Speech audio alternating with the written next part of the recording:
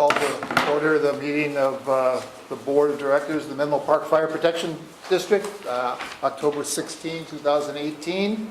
May we have the roll call, please? Director Bernstein? Present. Director Crawley? Present. Director Carpenter? Here. Director Solano? Here. Director Jones? Here.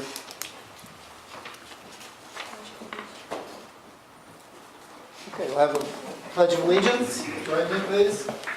I pledge allegiance to the flag of the United States of America and to the republic for which it stands, one nation, under God, indivisible, with liberty and justice for all. Thank you. We had a closed session this evening at 6 o'clock, and there were no reportable actions from the closed session. Move now to public comment number 2. The first one was at the closed session. Anybody from the public wish to speak on any item not on the agenda? Okay.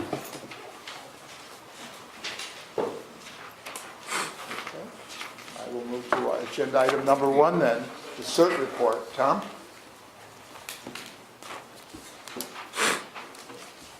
Good evening, Fire Board Directors, Chief, and members of the audience. This is the September-October 2018 report of the CCM CERT Executive Board. Our next CERT basic class starts in January 2019. We currently have approximately 18 people signed up for it. The East Palo Alto Get Ready class continues to be held on the third Thursday of the month, with the September and November sessions in Spanish at Station 2. So the upcoming one will be in November. That's okay.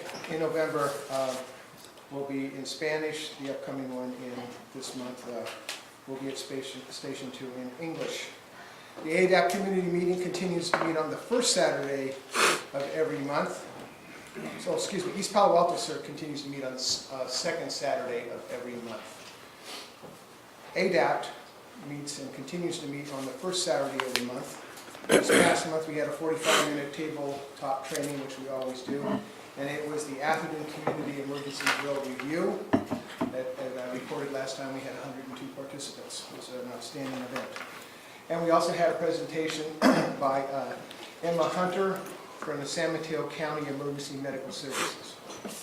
The Atherton City Council will read a proclamation into the record in recognition of the ADAP efforts in community emergency preparedness for 2018. And ADAP continues to assist Felton Gables in Menlo Park in organizing their area coordinator and 15 block leaders. ADAP presented a Get Ready class for 26 Felton Gable residents at Encinal School this past Saturday, October 13th. All 36 MPFPD area maps are current, but publishing will be delayed until late October. The call for nominations for the CCM CERT Advisory Board went out on October 14th, that's 2 days ago, and will remain open until October 20. Candidates will be vetted from October 21st to the 27th. Online voting will take place from October 28th to November 3rd, and results will be announced November 11th with swearing in on November 13th. The CERT Executive Board continues to support the efforts of the E-Prep Committee and continues to request an active chair at that table. Thank you very much. If you have any questions. I just have one. Robert, could I ask you, please? Robert Jones? And just so Tom knows this, did you this Saturday change maps in talking with Ramona? The maps in the East Palo Alto area change slightly? Slightly. Okay, so I just wanted Tom to be aware. You said they were all done, but as of Saturday, there were a few more changes. Okay, so more changes are coming in. And that's good. The whole, from our perspective, CERT perspective, for the fire district not to have accurate maps doesn't bode well for us. And so Ramona's single-handedly done a fabulous job. She's worked with all the coordinators. I'm glad she got together with you to finalize that, because we are working really hard to get those maps completed by the end of October, so that not only the firefighters, but all our CERT members have those maps. think for East Palo Alto, I think we've done in terms of our, we've done in East Palo Alto. Good. So I don't know who's left, but Good. we can do that task. Right, and Ramona Murray has done a stellar job in leading that effort. We should- Thank you, Tom. Thank you very much. Item number 2, a report from the Firefighters Association Benevolent, but I don't think we have a representative here. I'm not here for that, they did call me, I had done it, I can share a couple details, but I'm not here in official capacity. You're welcome to share details, we're interested in what's going on. Come on, Dave, on the fly. It's not the official association update, but I'll share what's happened since the last meeting. We had our burn relay, the association and fire district gave over $10,000 this time around, successful. And then the only other thing that I know of recent importance is we were at the Facebook Festival, and they organized a chili cook-off that we participated in with a few other agencies. And Facebook, we took second place in that for Menlo Park firefighters and third place for San Mateo County firefighters. And that was a long, hot day. We had a bunch of explorers helping out. We had a couple of cadets helping out, a couple of our probies, and then a handful of our other firefighters. Chris Denenbaum was our chef. So it showed well. It was we had the Aaron's Fox there, we had Old Tom there, we had our giant rescue there and Quint 77. So I think there's about 10,000 people that came to this event, and we probably served chili to about 700 of them. But we will do it again. Apparently Facebook does 6 of these events a year, and since we've done this now, we've kind of gained ground. We'll continue doing it, but that's the high level stuff. So it's unofficial update from the association, but I'm just sharing some information that I know that I'm part of. Thank you. Oh, any questions? Okay, thank you. Item number 3, the fire chief's report. So directors, you have my report in front of you. I just want to add a few things in here. I know Director Bernstein was able to attend, even though I know a little bit later into the meeting, or the festivities for the East Palo Alto Arts Center and the groundbreaking they had out there at their new site. 4 of their council members were there. About 100 people total attended the event. We supported it off of our warehouse facility, since their facility or their area is all dirt. Actually, they've already broken ground and they're under construction, which is a great thing, I think, for the community. Sadly, that night, after all the nice speeches and, East Palo Alto moving forward, we had 4 people shot, literally a stone's throw away from there. 2 died. I know that made it in the newspaper. Again, that contradiction at times that is East Palo Alto, with movement forward and then steps backward again. It seems that, every move along the way, which has been their unfortunate history at times. But this was a great event. It's going to be a great thing when it opens up, and I know we're all looking forward to it. They sent us a nice note thanking us for helping them to get this underway, and probably wouldn't have it any other way based upon what they're trying to do for the kids in the community. I just want to remind you again, we have the annual Holiday Service Awards coming up. 2 of you will be honored.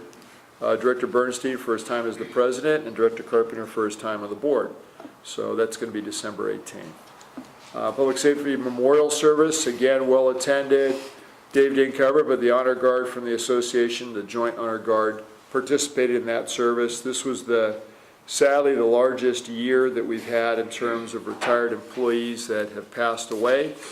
And Rich Hall, thanks a lot to John Werninger and the association, was also honored in Sacramento at their service that they do for fallen firefighters, and he was assigned, as thanks to the board, a line of duty death. So we have 2 now for the service that we have every year.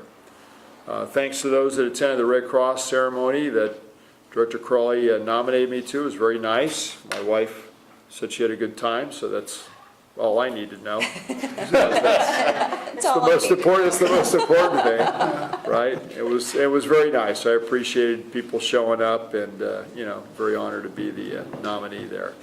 Pancake breakfast, well attended this year. I think on the dollar amount, Dave, pretty close to what it was the year before, right? So the burn relay was a couple weeks before that, and that was the check that we gave out. The burn relay was the previous year. The money that was raised from this year's pancake breakfast will go next year, Right. 11 months from now. Plus interest. That's it. That's right. So this year we were able to put, we threw Carol a little bit of a curveball. We were able to put the The ladder truck, as you saw, the heavy rescue in the backyard, I know it was a hit with a lot of people, and they got to see it, so that was good. The civil grand jury response is on the website. The only thing that I noted in there is we didn't have the actual report itself, so we'll make sure we put a link for that in there. On the accreditation update, last time I did not have a date back for the RFP. The deadline for the date back on that is January 7th of next year. Amazingly, we have not had a state wildfire deployment in the last, I think, about month now. So that's nice, good for everybody in the state. Doesn't mean there's no fires, it's just not so bad that we would have to be deployed. But we did send one person out to Hurricane Michael. They're still there as part of an overhead team for that event. Myself and Chief Morrow were in Sacramento for the Cal OES meeting regarding the program. That was pretty well attended by the chiefs in the state. Again, probably because there's a lull in the action, and some good dialogue with Director Ghilarducci, who will be following the governor probably out of office when he's replaced. And Chief Zagaris, who's been there for, I believe, is the chief of fire rescue for 20 years. He's retired, but won't go until Chief Ghilarducci leaves. So big change in the guard up in Sacramento, and stay tuned for hopefully the level of support and leadership that we're going to get out of there. I'm hopeful, but we've seen bad things happen in transition in the past. A big one, Town of Atherton. Last time we were talking about having the meeting. We had the meeting, and those are the three items that the collective board representatives and council members came up with.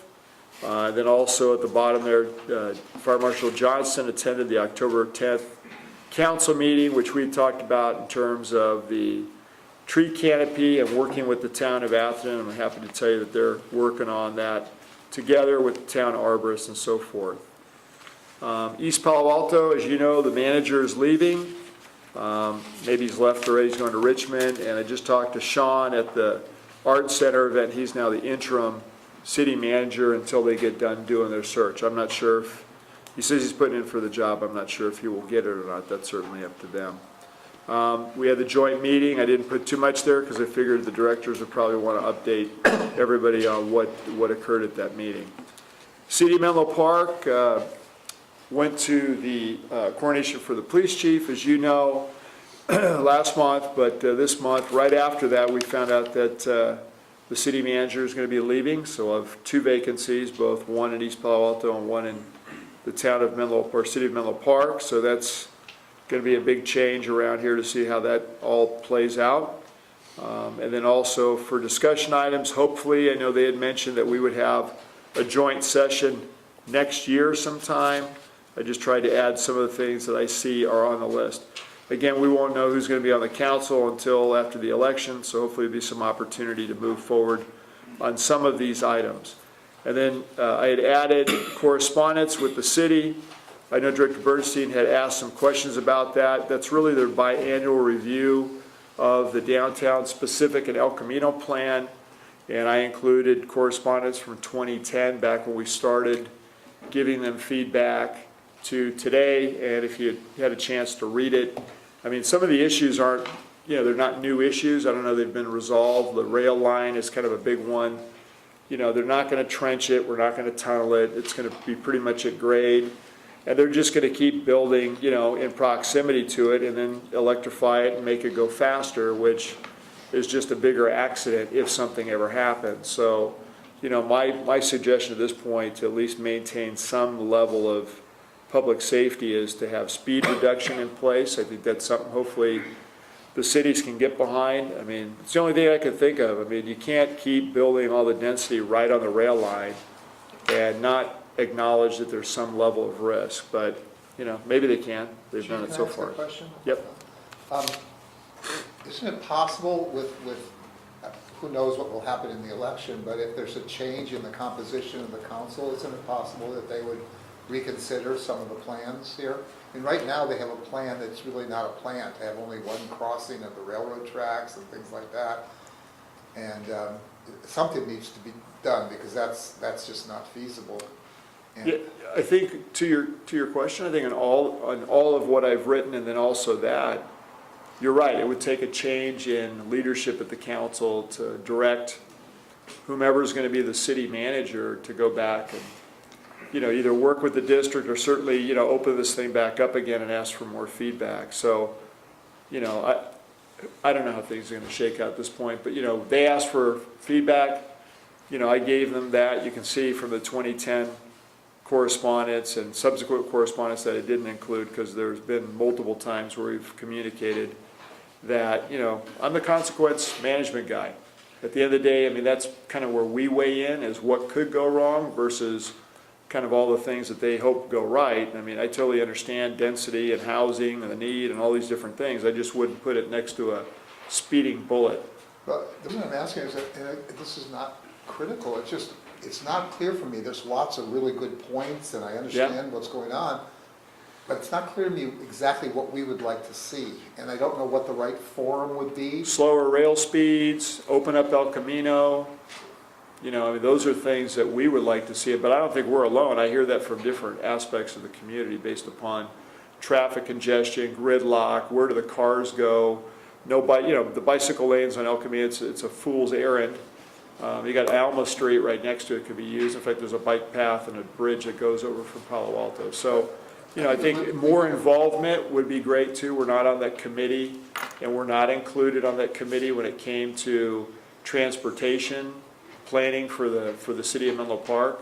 We've got a lot of public feedback, but, again, nobody in public safety that I'm aware of. I'm not even sure if the PD's involved with that. I guess it's kind of a plea that somehow I think we ought to really make it clear that, like, we're seeking 5 things or whatever, and have them be crystal clear. And as far as slow speed, in one sense, we don't care if it's a slower speed if the thing's underground, so there's alternatives there. Yeah, they're not going to do it, though. That ship has sailed. That rail is going to be at grade. They're not going to put it underground. They're not going to trench it. They're going to electrify it, and they're going to speed it up. And then we're going to keep building density right next to it. So, and I pray nothing ever goes wrong, but in our job, you hope nothing goes wrong, but you plan for it to go wrong. Through the chair. Yes, please, Robert. I know in the world that I operate every year or every day, that affordable housing and housing, the big move now is to put housing along the rail, Right. the train. And so, yeah, I think it would, and somewhat kind of going on with what Director Bernstein was talking about, I think we need to be really clear with what we really want in bullet form, and make that our national anthem if we want to put it in that respect. Because I looked at 3 areas that you mentioned here in the report. One of them talked about the shake alert monitoring system. Right. The other one had to do with street toolbox. And the last one had to talk about why the district is not at the table on the San Mateo County Transit. If they did the study, why weren't we notified or talked to, or at least sit down for a minute over coffee to talk about these things. So I think somewhere along the line, getting back to how we market ourselves and what stance we really want to take. And at some point, I think we need to kind of put together that paper that here's our main concern, and then present it to all those groups, like the housing groups that want to build along the rail, of some of the pitfalls that will happen or could happen. So just so you know, I mean, there's a multitude of times we've corresponded with the city, been in front of the council. And I think in a way, I mean, the promise of having a joint meeting next year is better than not having one. I'd love to see a date with the board and the council meeting. I mean, the good news is the town of Atherton's planning to do that. They've done it in the past. Just did it with the city of East Palo Alto, but, Menlo Park we've never had a joint meeting with the city of Menlo Park. And, we've struggled with a lot of things that they do. Sometimes they're including us, sometimes they're not. So it goes beyond the fire chief, I guess is the best way to put it. I can keep calling, what I see, because that's what I'm gonna do, because I'm here for the safety of the community. And I'm not saying don't build along or near the railroad tracks, I think, but within close proximity, there's gotta be some sort of a buffer. So I get what they wanna do. Same thing with bicycles, we've said it all along. I'm not against bicycles. There's places where you can safely bicycle and not get run over by a truck or a car, or have a greater chance of that occurring. So, those require feedback and involvement, and that's been lacking, I guess is the best way to kind of put it with Menlo Park, so. Continue. I interrupt, sorry, Rob. I attended a Seamless Bay Area meeting in Menlo Park on the 18th. It involved another issue, which is transportation. Right. And I didn't hear any solution. Yeah, well, it's because they started with the word seamless, Well, yeah. because it doesn't look so seamless when there's one wreck on the Dumbarton Bridge, does it? Then it's not seamless at all, then it's problematic. So, there's a broader issue that needs to be resolved, and I know under in dealing with some of the entities, they don't even read their own reports. One of the ones I can cite is the San Mateo County Transit Authority just did a report, and, over 50% of all the slowdowns are related to vehicle accidents. But if you go look and see who was involved with writing that report and talking to people, there's no one in public safety they spoke to.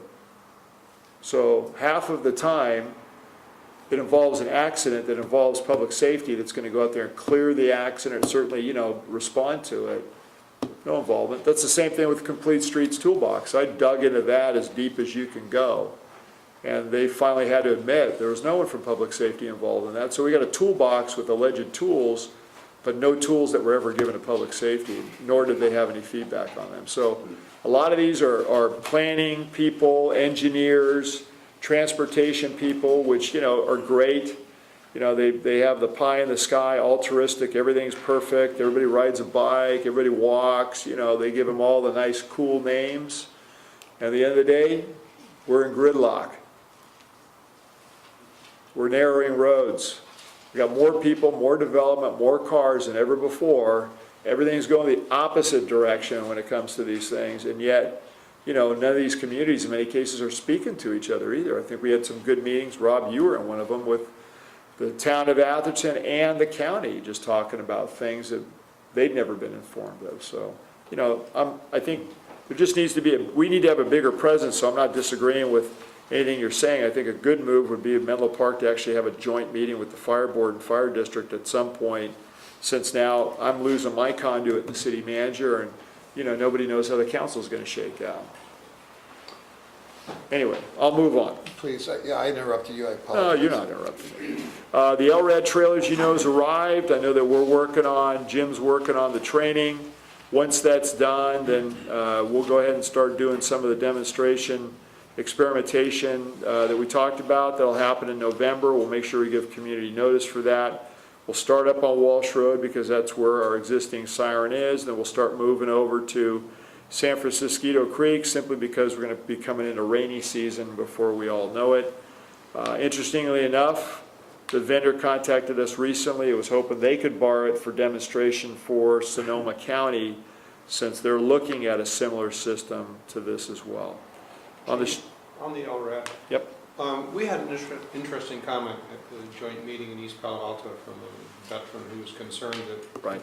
It might provide difficulties, and he made reference to the way that it's been used by New York PD. I would just urge us to build safeguards in to make sure that this device cannot be weaponized, if you will. I don't know if we have lockouts on certain frequencies or whatever, but my suspicion is that when NYPD was using it for deterrence purposes, that they were using particular frequencies and volumes that are not what we're anticipating using. Yeah, no, we wouldn't go to that level. Again, this, I heard what he said. Just so you know, we did not order this device with the ability to remotely activate it for exactly the reasons that you're talking about. because I don't know how encrypted that is, I don't know how secure that is, so I didn't want to offer a vulnerability to a system that we're testing or using to test. So you actually have to have the device in your control, you have to open it up. It's all manual right now, so there's safeguards that are built in, at least the locking of it and the use of it. But just know, we've thought of that. Okay. And let me just offer this, I mean, I understand when people say those things. You know, I can weaponize anything. I can weaponize a fire truck, it's been done. I can weaponize a drone, it's been done. I can weaponize LRAD, it's been done.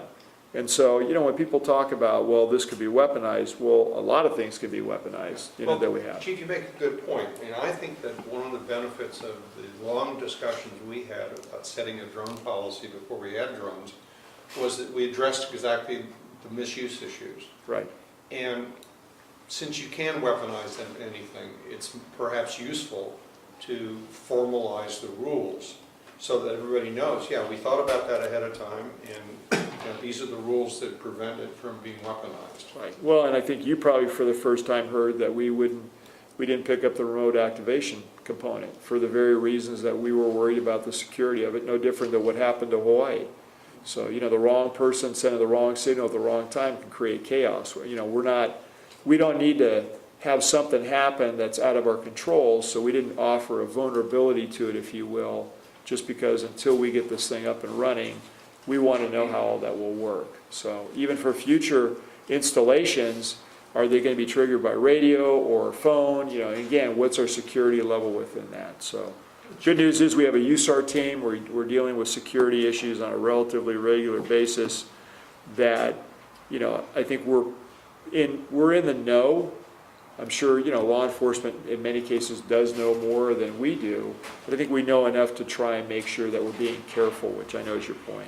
Chief, in the same vein though, I heard the comment too, and getting away from the issue of misuse, it seemed to me that he was making the point, and I don't know whether this is true, but we ought to know before we start talking about deploying this. Yeah. To the extent to which this is somehow a threat to children's hearing or something of that sort when used normally. In other words, is there a decibel that you could somehow regulate it so it won't go beyond a certain decibel rating?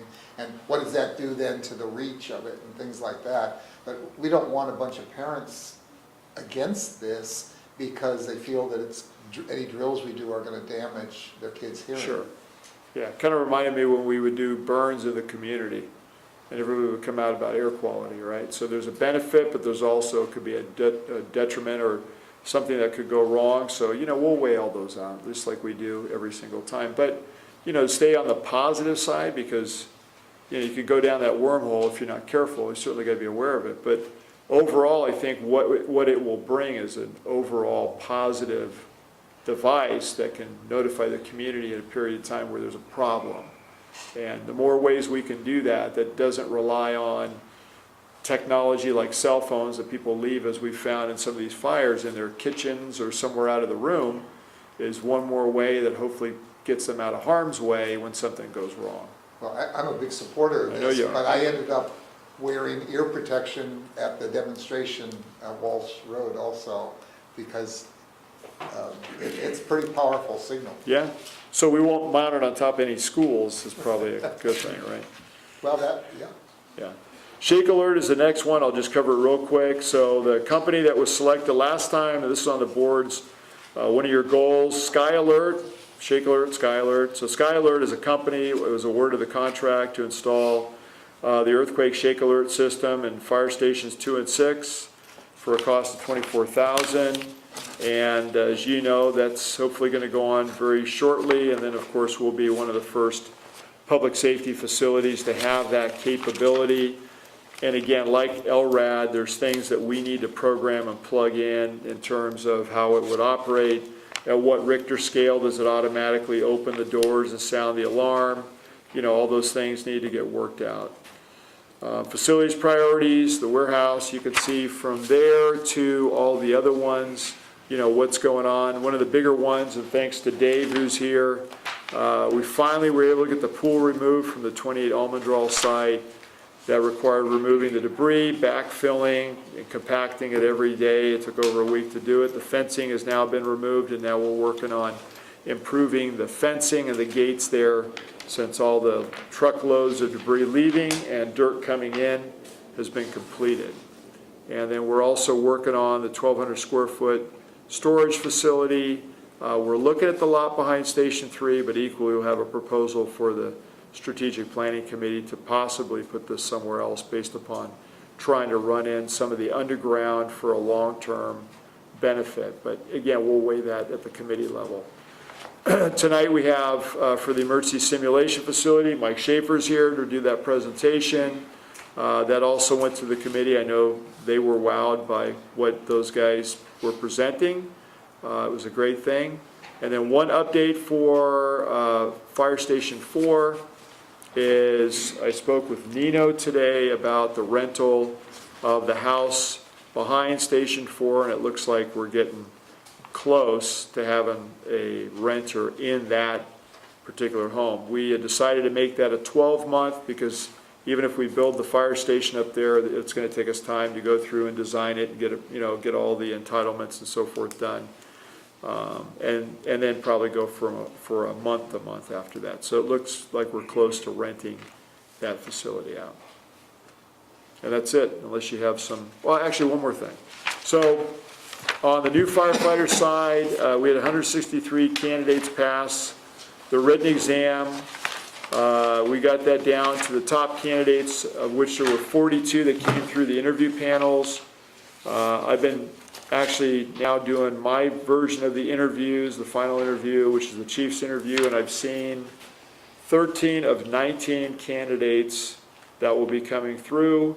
We anticipate to hire 3 to 6 in the spring, but I will be coming back to talk to you, the board, about that. There's some new rules on how we can do backgrounds and when we can't do backgrounds anymore, which, again, always makes it more challenging, because last year when we could background more people, we had kind of a pool of candidates that we could draw from very quickly. This just makes it more difficult to do things. Yet again, I'm not sure of all the reasons why we can't do it, but we just can't according to human resources. So we know that we're going to have a number of retirements at the end of next year. The academy doesn't start until the spring, so I'll be coming back with a proposal for the board to hopefully try and address some of these technicality issues that will make it, more difficult for us to meet the timing of filling vacancies and so forth. So that's my report. If you have any questions, be happy to answer any of them. Yeah, I'd just like to comment, you were talking about the Hurricane Michael deployment. I was very impressed with the coverage that the USAR teams got for the role that they're playing, and it's clear that they're doing a tremendous job in terms of finding people, the dogs. It's nice to see that.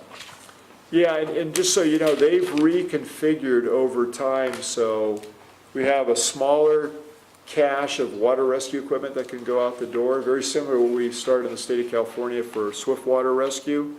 So, we have these kind of smaller packages at 16 personnel that go out with water rescue capability, and that's been a pretty good fit with these hurricanes that slow down and flood. And then, the type 3s, which is a smaller group again of rescuers, I think 54, if I'm not mistaken, and then put those in an area where you need something like you just saw with search. So those are the ones I think Director Carpenter's talking about, which, the goal is to come in right behind the hurricane and start doing the sweeps. And, and for a wind-driven event like this one, where you can find people in the debris, hopefully alive, but certainly, they found a lot of people deceased as well. It's a great asset in addition to the locals and their ability to respond, because many times they're affected too.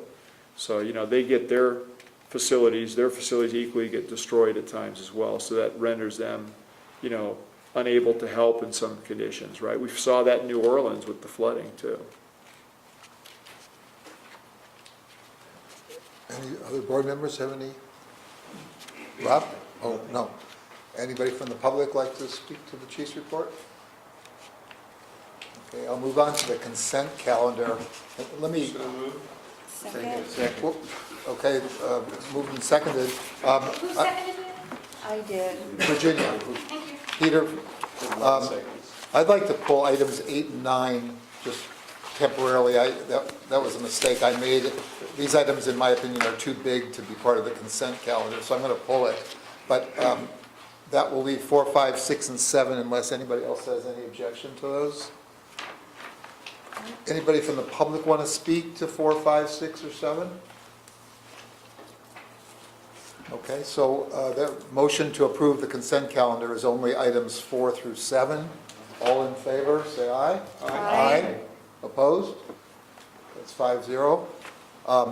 I pulled 8 and 9 again just to make sure people looked at them. These are big items. They're expensive, and I just didn't feel they should be grouped with the minutes. These were brought to both 8 and 9 were brought to the Finance Committee. I, for one, I believe Peter too, but he didn't speak to that. Both of us thought that these were purchases that made sense. We asked questions about them. There's an extensive contract in here for some of this. So I don't have any objection to the items. I just wanted to be sure that they weren't grouped together. Peter? Yeah, I'd like to just also follow up on Chuck's comments. The reason we have committees is to look at stuff in detail. And if the committee has concerns, typically the committee will flag that for the whole board, etc. Sometimes people get the impression that when we vote on it in the board, after it's been carefully examined in the committee, that we're not paying attention to it. Recognize that we've had the report from the committee. The committee has gone through it with a fine-tooth comb. There's certainly no reason, if any member of the board wants to, we can have that same discussion here, but particularly members of the audience should understand that when we sign off on something that's been reviewed carefully in the committee, we only do so because it has been reviewed carefully. Chief, we have a staff member here who, did you want her to speak to the defibrillator? I don't know if Melanie wants to say anything or not. I mean, she's more than welcome to, she showed up tonight, I'm sure, to say something. Good evening, Board of This is with Directors. respect to item number 8. Yes, good evening, Board of Directors, Chief, and all other attendees. I'm here just to answer questions, really. I know that the staff report I submitted is most likely very self-explanatory about the purchase of 2 LifePak 15 defibrillators and trading in 2 of our older models. There's quite a need in the district because of the growth for these 2 LifePak 15 defibrillators. But I'm here for any questions, why I did come to this evening. Any staff have any questions? Any board members have questions? Thank you for coming. Can I have a motion then to, Director, you mind if I say one more thing? Because I think you have 2 candidates in the audience too. So one of the things I think, and Melanie's report covers part of it, but, next year we have the EMS renewal agreement will come through for the county. And these are the things here that I don't think people realize that the district does. So we are reimbursed for 7 first response units, but as we add another truck next year, we'll have 10. So one of the things we're going to be interested in this agreement as it comes up is our ability to recover our costs, and also for items like this where it's not that we can actually get more defibrillators under the agreement. That agreement says we have 7 units. What the public probably doesn't really understand is, again, currently we have 9 and next year we'll have 10. That's an additional service to the community, but it directly costs the district because no one envisioned at the time, or maybe cared, I don't know, that, certain agencies would add more response units. Many agencies have reduced the number of response units. So, this is a cost plus to the district to provide advanced life support medical services. I think it's a great thing. I'm glad we're able to do it, but it costs us additional revenue to provide those services, and that's really what Melanie's trying to do, is cover not only the new units, but the existing ones over the agreement, and then also have enough in reserve so that if one breaks, we can fill that in right away, because this is a tool that they can't be without. So, could I have a motion to approve the purchase? Second. So moved by Peter, seconded by Virginia. I have just one question. Somebody has some public comment. I will.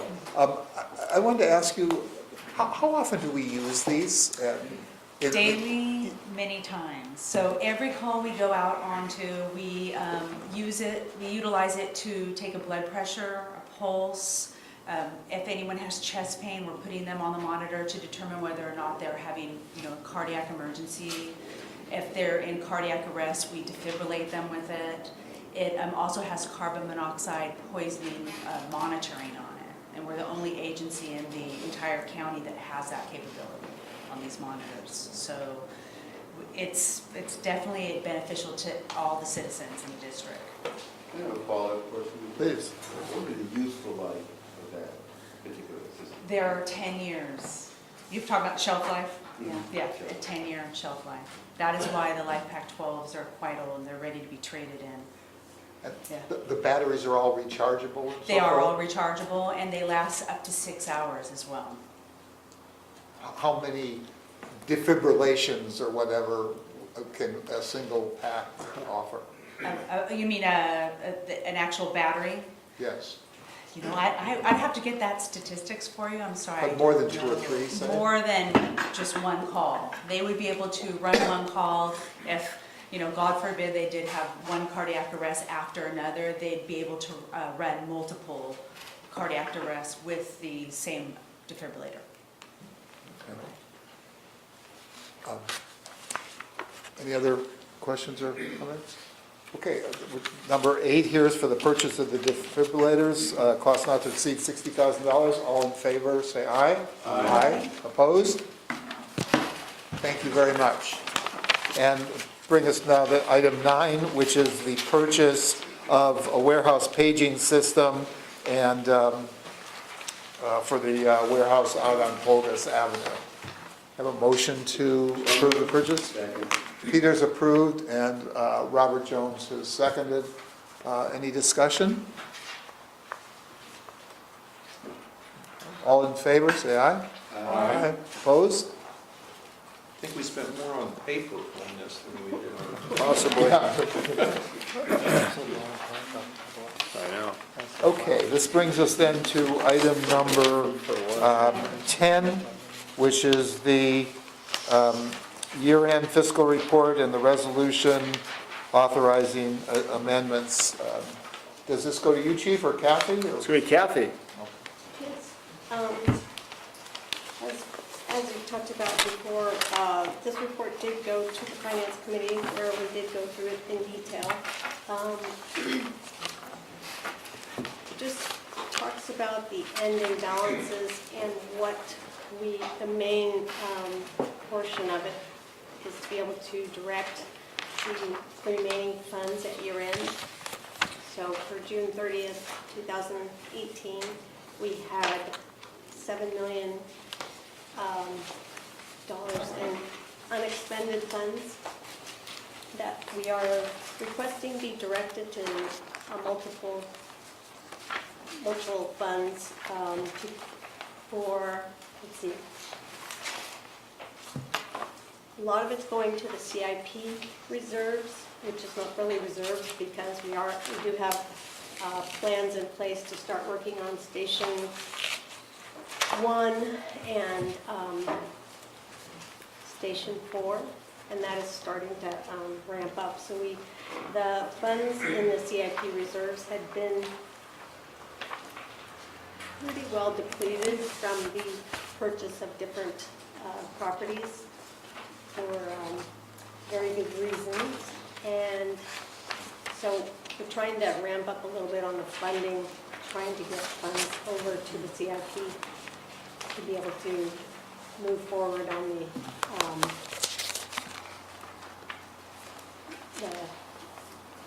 station projects.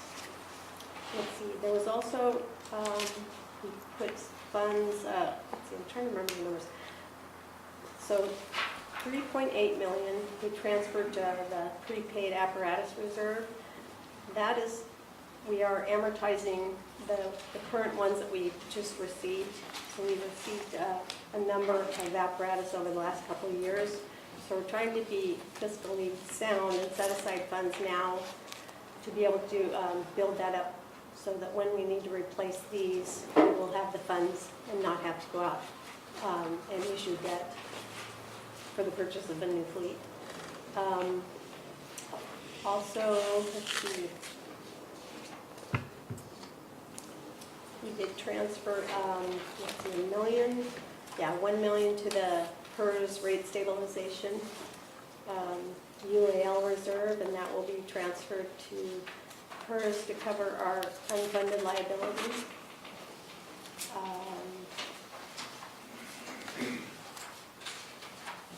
Yep, I think that's the main part of the report.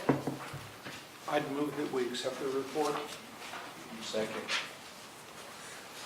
I think we have to do more than accept the report. We do, but We I have- have to, I have You want to- motions. you want to One move to to- accept the report and then the second for the resolution. Okay, okay. So it's been moved, and Rob seconded it? Yeah. Okay. That we accept the report. Would anybody from the public like to speak to this or ask questions of this?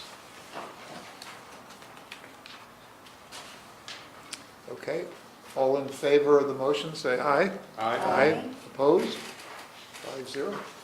I move that we adopt the resolution authorizing the amendments. Second. Okay, Peter and Virginia seconded.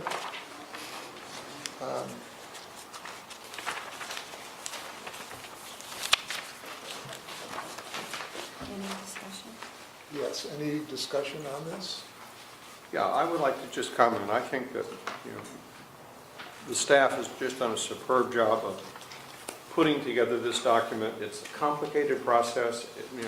Particularly those of you from the private sector don't perhaps understand that we are by law required to do fund accounting. And that often means taking monies from one pot and putting it into another pot and things like that. It can be very arcane and obscure, but I think the staff has done a good job of trying to spell it out in terms of what's happening here.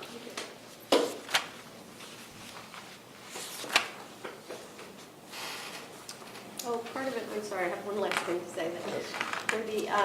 For the transfer of the prepaid apparatus. What page are you referring to? Page, it's on the resolution Oh. where I was talking about where the funds are being transferred, and I had said that the 3.8 was being transferred to the apparatus reserve. And actually, what a portion of that, a major portion of that is to actually expense the funds for the apparatus that we have ordered and will be delivered, and once it's delivered is when it gets expensed. So it's kind of an accounting thing at this point. We have paid for it, it was prepaid, and when they come, we will expense it. And so right now, the dollars are sitting in the prepaid apparatus reserve, and we're going to be moving them to the general operating fund to expense them for the apparatus when we receive them. Because we will be actually putting that into service 18-19, and that's when we expense the items. Correct. Okay, because it's a policy of the board to expense the purchase of a major apparatus in the year in which it's put into service, not in the year in which it's actually purchased and in some cases prepaid for. Okay, any other questions or comments? Anybody from the public like to speak to this or ask questions? Okay, all in favor of the motion to approve the resolution, say aye. Aye. Opposed? Okay. Item number 11 is the,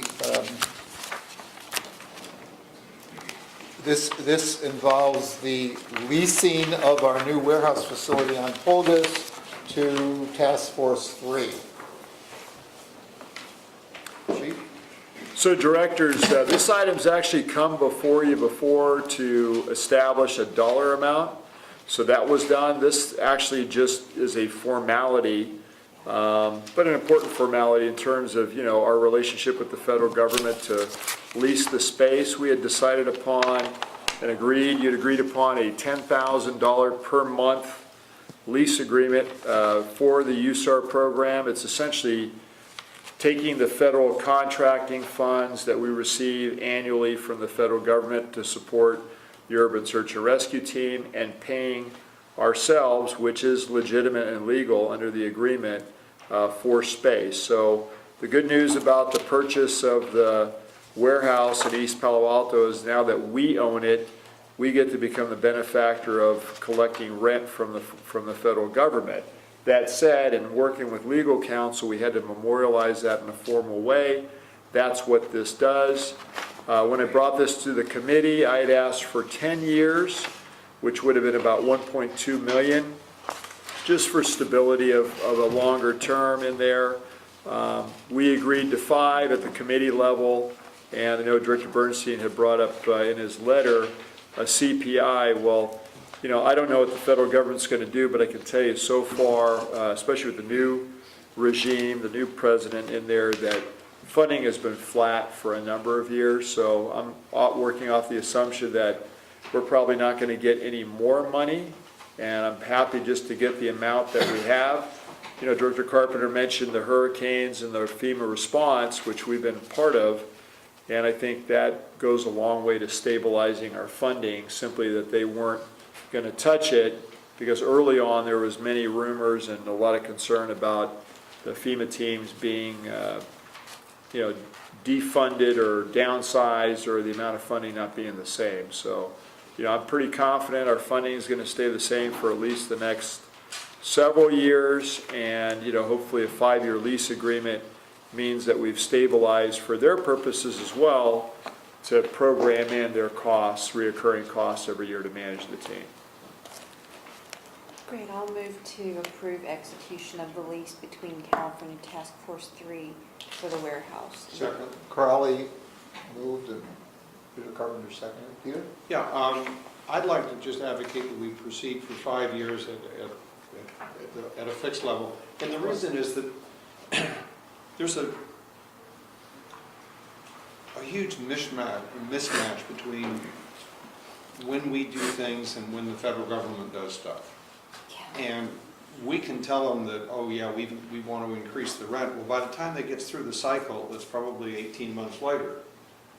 So better to just try to have it flat and not have to keep coming back, because otherwise you're going to end up with a negotiation with them. And one of the things I worry about is they'll say, okay, you know, we'll now give you more money for the lease, but we're going to take money out of the rest of your budget. So nothing will change, but then we'll be forced to, you know, take something else out of the USAR budget in order to make up for the rent. So do you think the 5 years are better than the 10? Well, Chuck raised the point. 10 years is making an assumption of a lot of certainty. Yeah. 5 years Okay. gives us Some flexibility. sufficient certainty. So, Yeah. you know, if, for example, there's a big boom in this area, and the property becomes much more expensive, and we'll be able to adjust. If, on the other hand, the bottom falls out, who knows what we'll We do. bet it on the short. Yeah. So, yeah, I think the 5 years is a reasonable compromise, but I would do it at a fixed, at a That's straight at this level. rate, Yeah. yeah. And, you know, remember, you know, we're renting in some ways to ourselves, but we're not, because, you know, all that rescue equipment that's there is available for local response and local events as well. So not only do we train with it, but it's a tremendous resource and an asset for this community and the region to have that type of equipment, trained personnel, and so forth as a hub within the area. There's only 28 of the teams like that in the United States, and we're one of them. So that's a big deal. Oakland's another one. Sacramento in the northern part of the state is another. California, this is one of the things we discussed at the state meeting, because a lot of people don't even remember the impetus, which is, why does California have 8 of the 28 teams in the United States? Yeah. And the reason for that is because the starting point was the Loma Prieta earthquake in 1989 and Hurricane Hugo. So nobody had contemplated that we would have terrorism events and other types of events. So California was at the greatest risk with the largest population for earthquakes, so we received the largest number of teams in the country. And that's a good thing. And being in the peninsula, you know, right here where there's always that daily risk, unlike a hurricane where you can see it coming, you know, nobody knows what's going to happen next when the ground starts moving. Chief, I wanted to follow up on Peter's comment, just to make sure I didn't quite understand this part. let's say the rent used to be $6,000 at the old warehouse. Right. It's now going up to 10. Was our allotment from the federal government fixed such that we now have to take 4,000 away from some other aspect? So you would have to file a new scope of work, because any deviations within a certain percentile need to then be approved by the federal government again. So to Peter's point, based upon what that would be, you tell them within the scope of work what you can accomplish, what you're going to pay in salaries for personnel, training, equipment you're going to purchase, rent and utilities, things like that. If there's a large enough change in that, yeah, you got to go back and resubmit within that grant year to the federal government. Has the government already signed off then on this rent? Correct, because they changed the scope of work. So we knew that was coming, and it's taken a while because we just moved out, so they've already handled all that. So the allotment went up to accommodate this additional Well, rent? it's a fixed amount of money. I mean, we're paying more than we paid when we were at Facebook, but arguably before Facebook took over, we paid a much higher rate of rent to A and B properties. Facebook came in and actually, was, I think, very fair about saying, hey, look, we know that we purchased the property, so now it's all gonna, the value of the land, everything's gonna escalate, including the property tax.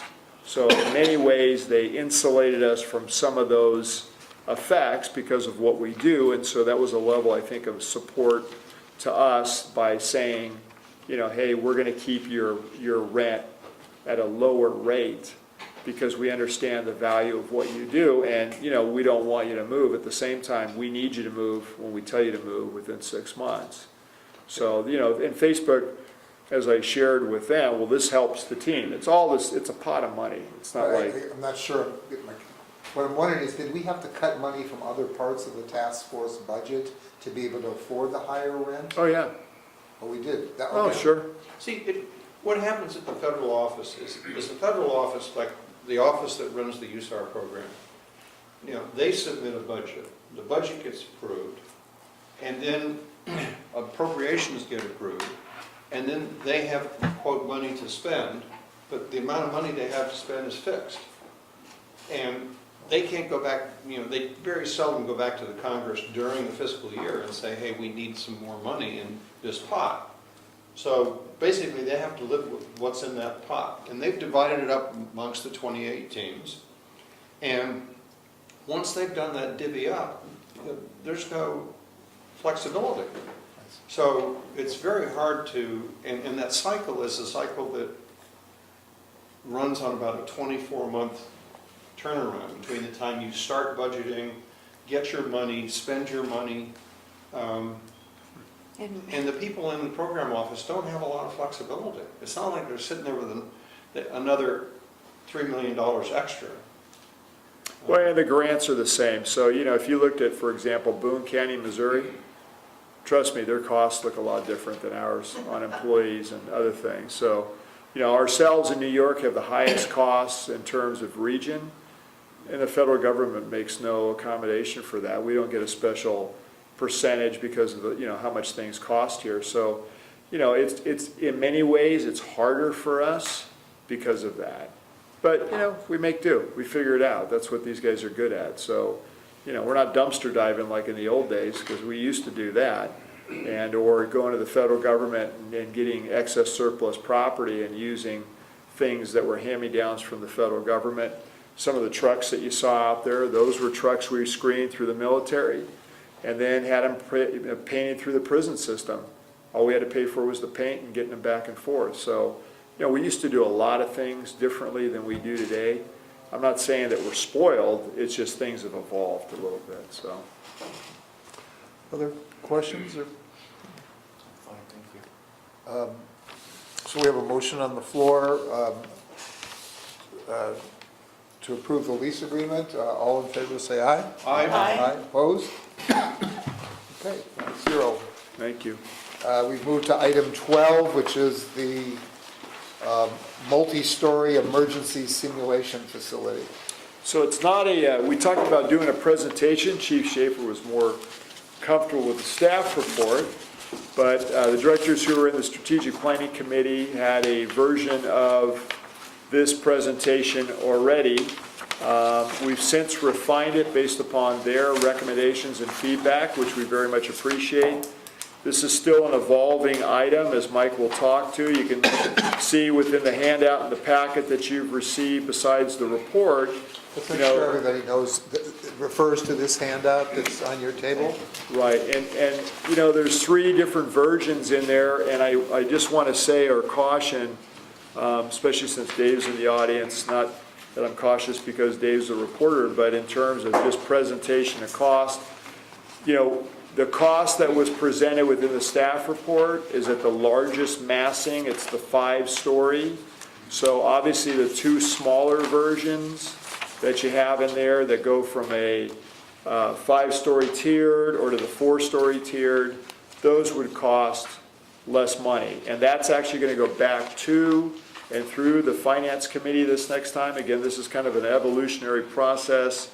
I think at this point, you know, we're just trying to, I don't know if I would use the term sell you, but I would say inform you as to, you know, this is our highest priority from a facility standpoint, is there's a lot of, as you probably read in the background, there's a lot of downside to the current training facility that we have here, to the tower, as it alludes to in there, and Mike and the group, Todd's not here tonight, but Mike and the group have done a really good job of showing us what the future could look like.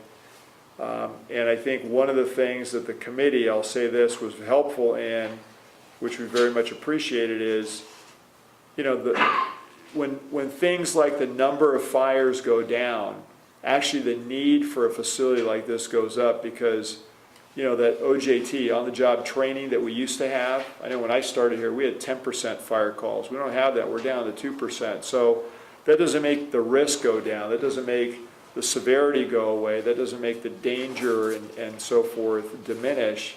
In some ways, it actually makes it worse, because we got to spend more time training our personnel so they understand what needs to be done and how they can do it. So I'll let Mike take it from there. Good evening. You can see that the staff report, similar to the staff report that we gave to the subcommittee. We're still in the initial stages of putting together a facility for simulation training. As the chief alluded to, our newest members just don't get the calls, structure fire calls, etc., like I did 28 years ago when I started. So we're finding that in addition to the expanded amount of calls that we're responding to, we're also just we're not getting the calls that we used to get. So we have to put together simulations to prepare our newer members so that they can respond to these calls and know what to do and how to do it when they haven't been on one specifically like that before. Typically, someone who is an acting captain has been to a number of fires, so that when they become an acting captain, they do the simulation in their acting captain's test for a hazmat or a structure fire or apartment fire, whatever we throw at them. They have not only the training, but they also have real life situations they've been in that helps them navigate those simulations. We're finding more and more that we're needing to simulate because not as much of the real world is happening, which is a good thing. I mean, we don't want people's house and possessions to burn down so that our people can get better at their craft. It's good that things are less, but we just want to make sure that people are safe when they go out on calls and that they have sufficient training under their belt so they know what to do and how to do it safely. So you can see the different training towers that are pictured here. We do have a group that's chaired by Captain Ellis, who's the training captain, as they move through picking and choosing what different types of operations that we need to be able to put in this type of a emergency simulation tower. Construction types, we're looking at residential 2-story homes along with garden style and center hallway style apartments. Those 2 apartments are key. Those are the apartments similar to what burned on Woodside Road over the last few years in Redwood City. Those are areas that we don't have any type of simulation for with our current tower. If we want to simulate something going upstairs and taking a 2.5 out, we have to go out onto the roof, which is a flat tar and gravel roof with air conditioning units on it. Roofs are not made to be drilled on or walked on unless they're actually built for that purpose. So the new tower would have set up so that we could practice garden style and center hallway apartments, as well as multi-story residential. Some of the operations, ground ladders, aerial ladders, VEIS, which is vent, enter, search. This is when there's a fire in one portion of the building and we know of a known rescue in another portion, to where our people can take a ladder, go into a smoke-filled environment, close the door, do a search, and make the rescue down the ladder, while others are on the fire side of the structure. And those kind of happen simultaneous. If they're the first rig on scene, they might be doing that by themselves. Firefighter survival and confidence course, which is a little different, to where when you do go into a structured fire, sometimes it can be in areas that are not easily gone through with your pack on. We build those type of props so that our people can go through those with their pack on, with a blacked out mask. They get coated in wires and different things like they would in a structured fire, and have to keep themselves from being tangled and find their way out, or find their way in to do a search, depending on what the scenario is. High-rise operations. Currently, we're all aware of all the different high-rises that are backed up with the different cities that are going to be going up. Ventilation, vertical and horizontal, smoke removal and heat ventilation. The new facility would like to have a basement. We have a lot of basements being put into the district, and what we call a subdivision is someone's basement, ICS terms. That's something else that when you go down into a basement on fire, you're basically going down through the chimney, and that's something that needs to be practiced and drilled on so that people can do it safely, because it's a pretty dangerous operation. Similar to the structures that San Francisco has when they're downhill. You see the first story on the hill, and then they go downhill. They don't go down the interior stairwell into the fire. They need to go around and hit it from the bottom so that they don't get caught in the chimney effect. However, in a basement, you don't have that option.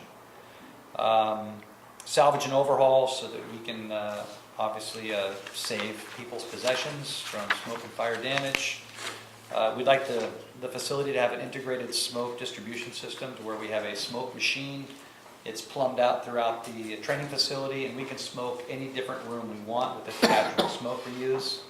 Right now, we basically smoke out our dorm so that we can go up and train, and smoking out our dorm is not the place that we should be smoking out to train. Hey, Mike, can you talk? Yes. Can you talk to the smoke? Because I think maybe some people think, we're talking about real smoke, which we're really not talking about real smoke. No, we're talking about theatrical smoke, stuff that it's non-toxic, but it's smoke nonetheless. Standpipe and sprinkler systems. Throughout the district, we have different standpipes, fire department connections, sprinkler systems, and we would have systems attached to our facilities so that we could train our firefighters in the use of those systems. And there would also be a PA and sound system within it. The additional operations that we'd like to build into it are rope rescue, which would include rappelling, packaging, and working off our aerial truck onto the tower itself. We'd have multiple anchor systems, and then even a window washer unit. With a lot of these high-rise, they're going to have window washer systems on the sides to clean their windows. People do get stuck on those. That's something else that we would find that we probably need to train on, so that when that happens, it's not a standard rope rescue. We want to understand how those systems work and what safety they have built into them, and then what we would need to do to respond out and help someone from that. Confined space, which we could actually do into the basement area or onto the different floors through areas cut into the floor, but then also throughout the facility. We'd like to have an elevator rescue prop, but also included in that would possibly be an actual elevator for numerous reasons, but to be able to move things up and down between the floors for training, removable walls, etc. It would be much easier on our firefighters not to have to haul everything up the stairs, but to have an elevator that we can both train on and have as a usable part of the facility. Fire control and suppression systems, and then also solar equipment. Solar is another item that's popping up, that when our crews go to the roof, you may cut the electricity, but the solar still has electricity in it. That's something else we're training on currently, to educate our firefighters on how to disengage the solar panels, what they can do with the solar panels on the roof, to identify different solar panels based on what they see on the roof. Just a lot of things are evolving and changing that affects how we are going to deal with different emergency scenarios out in the streets, and we just want to make sure we can train on those ahead of time. For EMS, it would include violent intruder and MCIs. We're in a 3-day class right now put on by FEMA for an active shooter class that's being held in the district, and we have much more to do for violent intruder training.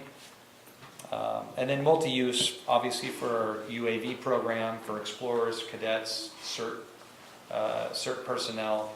This is a tower that, I think would be usable by many different entities within our district, not specifically just suppression training. So our tower is old. It's served us well over the years, but like most of the facilities, eventually it comes time for us to look to the future, plan for what we're going to need for emergency simulation, and then also build into that tower so that as things evolve in the future, that tower can also, the new training facility can also evolve. Let me just say one thing, though. One of the things that excited me about this, and I'm not sure you touched on it, but I'm looking at it from a kind of civilian perspective here. Not only would this be for firefighters, but CERT people could use it to train on the things that they're doing. We talked about having school classes, setting up a simulated classroom on the first floor. It could be either for fire, where they're evacuating, or active shooter or something of that sort. That there's a whole lot of scenarios where the public could, in a sense, train on this as well. Absolutely. And I just want to be absolutely clear that this is in a residential neighborhood or near a residential neighborhood. There's no toxic materials here. There's nothing no gasoline, nothing that would be a danger to anyone. The smoke is non-toxic and so forth. I just want to be sure. Non-toxic theatrical smoke. Dave may be writing this up okay. for the almanac, and I just want to be sure that there's no thought that there's real fire. No live fire. Yes. Peter, you had a comment. Yeah, I would just, the discussion that we had at the committee was just spectacular. There's always the tendency when you're in an organization that you just keep doing what you always did. And what the staff has done is taken a really fresh perspective on this, and they're no longer looking at this as the traditional training tower, but they've changed their scope of looking at it as a simulation facility. And for those people who want an analogy, the best one is the airlines. They spend millions of dollars on airplanes, but they would never think of taking an airplane up in the air and shutting off both engines and saying, okay, now what are you going to do? But they do it on simulators all the time, so that when that event occurs, the pilots have, okay, I know what to do when I lose both engines, or I know what to do when this happens or that happens. These simulators which they purchase are extremely expensive. But history shows us that pilots who were trained on those simulators do remarkably well when faced with emergency situations. Airplanes, like the fire department, we have fewer fires, airplanes have fewer problems. So pilots who never fly on the simulator never had the experience of particular emergencies. Whereas if they go into the simulator, in the course of a day, they can be exposed to 10 or 15 different scenarios that they would never see in 10 years of flying. And that's what, this conceptualization of this as a emergency simulation facility is a much richer one than the traditional tower facility. And it allows us to begin thinking outside the box in terms of things, if it's done right, when something new comes into the district, we'll be able to reconfigure the facility to simulate that new function that we've not seen before. For example, not too long ago, we had the Hetch Hetchy people put the tunnel underneath the bay. You know, we talked to them a bit about whether or not we would provide fire support. They decided that, you know, we were too expensive. They crossed their fingers and hoped nothing would happen. Luckily, they got away with it. But had we suddenly gone into the business of protecting a long tunnel like that, one of the things we could do with a facility like this is configure a short section of tunnel that people could then practice in.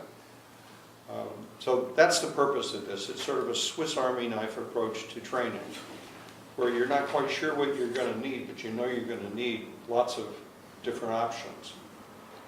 I want to take it back to the civilian perspective again also. One of the things that happens in the Get Ready training that I do in East Palo Alto, we talk all the time about there's many, many 2- and 3-story apartment buildings, families in there, and getting out of those things is difficult. And so we talk about having an emergency ladder. But these are things that kids are terrified. It's hard to get somebody to go out a window and down a ladder. And it's not something you can easily practice on the 2nd or 3rd floor when there's asphalt below you and so forth, because if you fall, there's nothing there, there's no backstop. This is the kind of thing that families could even practice, using an emergency ladder, throwing it out, getting kids used to what it feels like to go down a ladder, practicing maybe the adult goes first, then a child, then an adult, and so forth, and what order to do that in, so that when it actually occurs, or when they can't see, or when they're panicked, they would know how to do it. The other thing is, it's a very clever idea that it's almost like a stage set inside. You could set these things up with all different configurations. You could simulate almost any environment, and there are environments we don't even know are going to exist yet. So the flexibility for future use, I think, is enormous.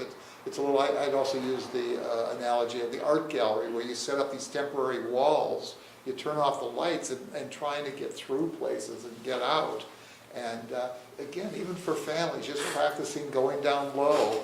Smoke is going up, going down low to get out of things. It's just not something you've practiced. And unfortunately, if the first time you do it is in an actual situation, it's very risky. And people who are practiced are going to do better at it. So I think it's something that has a very broad possible appeal, a broad appeal here. And I think that the ability to look at this as being something that serves the whole community is really a very special kind of thing. I'd like to take it up a little bit of a notch. Do we have an advisory, like a community advisory group, that if we're going to be bringing this into a civilian aspect or training, that we could formulate some type of a community advisory group building this? Maybe include police, include schools, include our CERT group in an advisory capacity. So when we're planning how we're going to use it, the size of the windows, or to get their input, maybe we should bring in some of those groups if we're going to use it for a civilian. And our neighboring jurisdictions that we have. Well, right? And we're going to share it, right? I mean, that was my question. Share it with, Well, who? With other fire agencies? So I discussed this with the other fire agencies at the chiefs meeting, and they're all very happy to come train at a new facility. Nobody wants to pay for it. So that's the key. I asked, would you guys want to share, because that was one of the questions from this board, and nobody's in a position to approach their managers, so to speak. Right. But if they're going to be using our facility, they should be part of the planning of the facility. Well, it Well, depends. I don't think you can have it. It depends. If we buy it, we've got to do that. I don't want to say to 20 people, come tell us what your needs are, and we'll build something that meets your needs at our expense. I think we have to consult where we wish to consult, but don't bring people to the table, because then you've got a real obligation. And if we're paying the check, they're going to say, I want this, this, and this. Yeah, but don't you want to hear their input? Not unless they're prepared to pay for it. I think we should consult informally with them, but I think it would be a mistake to ask them to give us formal input without any obligation on their part to pay the cost of doing what they want done. And I think also, how many ways? That's nice sharing resources and that. How many, I know there are different ways you can build a box, but the use of the box is still the same, I think, from one fire department to another. So I think the question I want to ask, I assume by looking at the front two pages, or two buildings, that there are different buildings. One steps down and the other one to, I guess, Three versions. Three and two. There's three versions, yeah. including one on the back, which is the black box. I assume it's that. And and if you look for input, in terms of design-wise, and I assume you haven't picked out a design, I think, and where the location of the building is, I think having a step-down version is a little bit more compatible with the neighborhood versus one big box. Right. Because I think the neighbors would appreciate that, even though it may be covered with foliage and trees and stuff to camouflage. The step-down look makes a lot of sense, it seems, aesthetically. Which is one of the reasons, so we're not fixed on any one of those three, and it may not even look, in terms of aesthetics, the same when it's done, because, to your point, they've met with the city, so we know some basics of what can be done. We know we'll have a complete drive-around facility based upon where we've oriented on the lot, how big we think a future fire station would need to be, so we've done some schematic design work, and including to the rear of the lot where a classroom or meeting room would be. So all that's kind of been done, but to your point, what hasn't been done is outreach to the community, because you're right. One of the concepts at one point was a 7-story structure, which I'm sure everybody around here would not want to have. But that's pie in the sky, what are all the things we could ever build into this?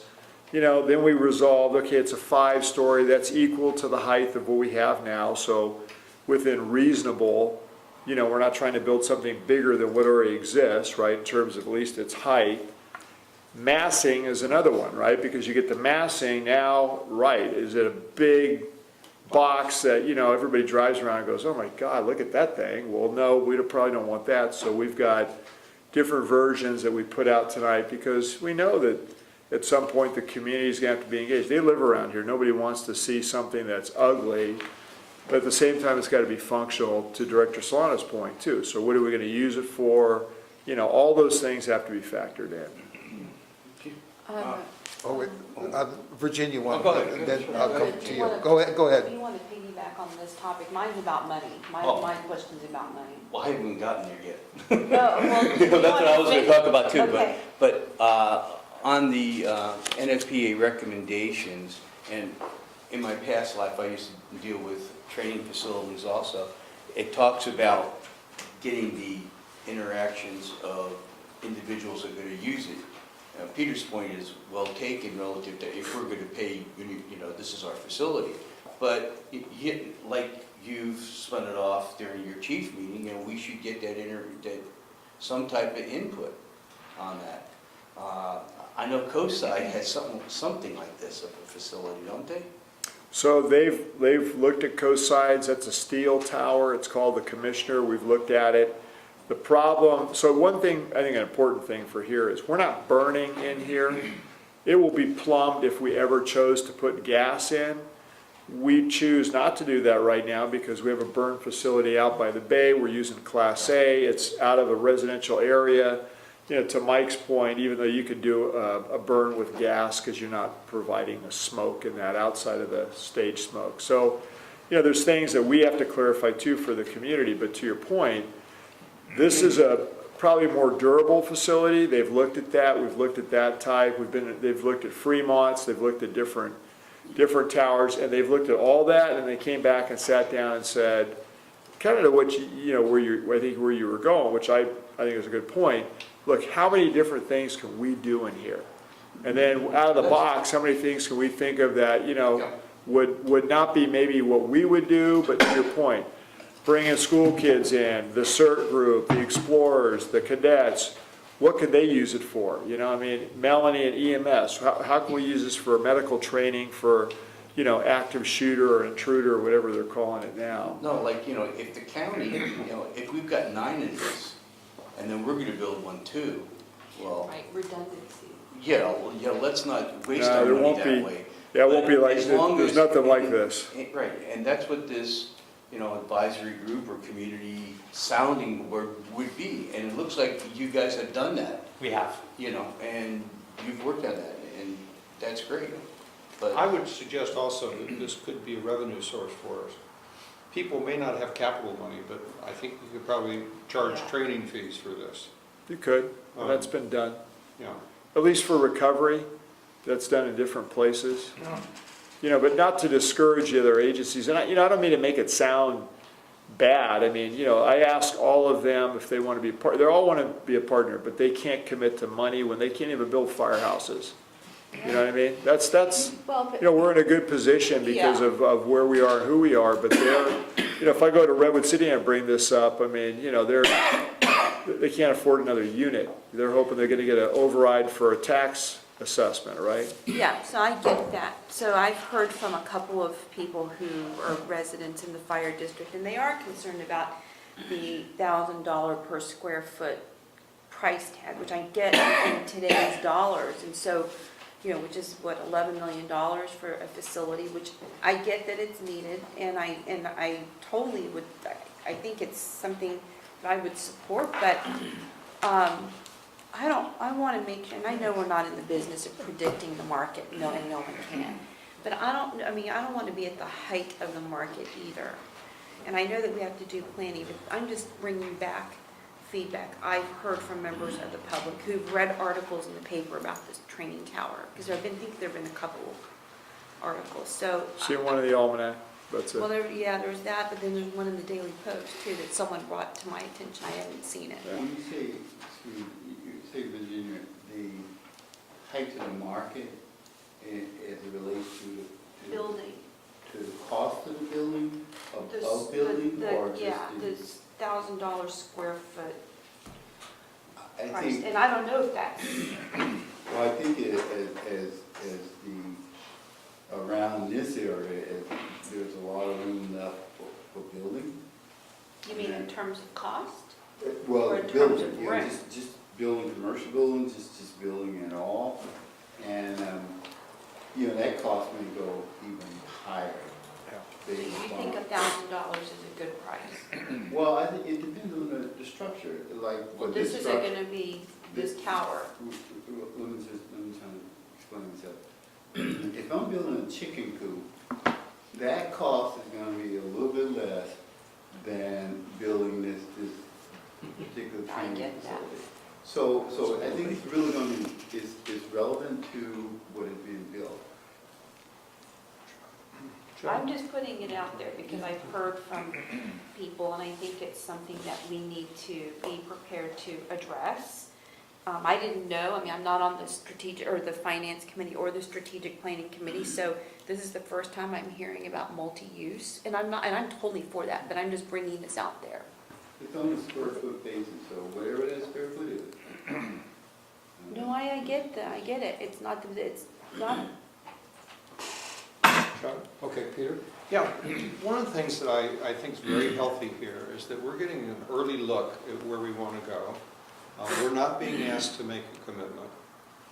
There've been a number of times in the past when we planned a building, got to the point where we wanted, it was appropriate to go out for bid, and we said, sorry, you know, we just can't do it right now. We don't have the cash, et cetera, et cetera. We are doing the tasks right now which are not particularly expensive, but which are time consuming. I would much rather 6 months or 8 months from now, you know, have a proposal from the staff that says, okay, you know, we've really scoped this thing out, we're ready to turn it over to an architect for, to do the architectural drawings, et cetera, By the time that gets done, you're another 8 to 10 months out. One possibility, there are a couple possibilities, one of which is that the market here will continue to stay expensive. The second is that the bottom's going to fall out, in which case there's going to be a lot of excess construction capacity, and we'll be in a very advantageous position. We missed, for example, some federal money a few years ago because they were looking for shovel-ready projects, and we didn't have anything shovel-ready. So I can see this being a very wise investment of getting something further down the road where the cost of us getting it further down the road is low, but you can't make up that time later on. So I When we said got the that. shovel-ready request from the federal government, we didn't have time to turn around and get something shovel-ready. I remember, no, and that was actually kind of the answer I gave back to the few, 2 or 3 people who asked me about it. It's like, it's not, there's gotta be time for planning. Yeah. And And so we're not I making think a they get commitment it. now. But What- I wanted to put that out there because that was a concern. We are creating an opportunity at this point, and we're using the staff, I think, superbly to do the long-term thinking that needs to be done. So this is, right now, this project is not a big buck project. It's a lot of thinking, it's a lot Yeah, of we're at the planning discussions. And the beauty is it's being brought to us early on, so it's not a surprise. And it's actually an 11-year-old discussion.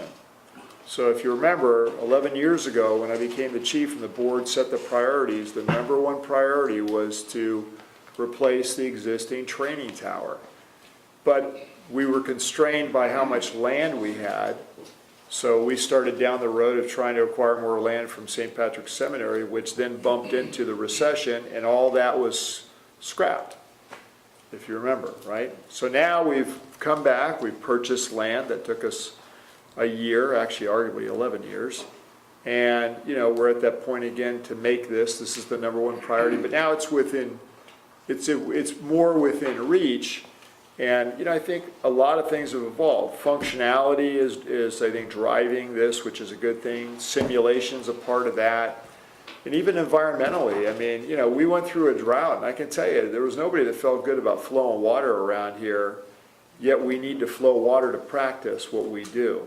So having a tower that has a recovery system so that we can train even in drought, which seems to be the normal cycle, and not feel, as if we're committing a crime, using water, is an important thing. We did the best we could with a drafting pit that was never intended for us to try and flow water, but it was a way for us to recover. So, this building will be a system, and yeah, $1,000 sounds like a lot. It's certainly more than we paid for Station 2 a square foot, followed by Station 6, which was more than what we paid for Station 2 per square foot.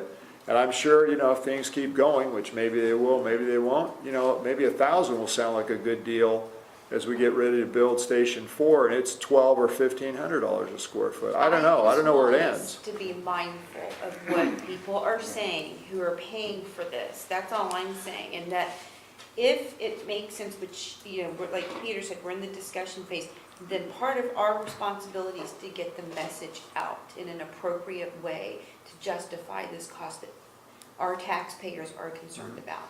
That's all I'm saying. Sure. I'm not against it, I'm just saying that that's the message I'm hearing.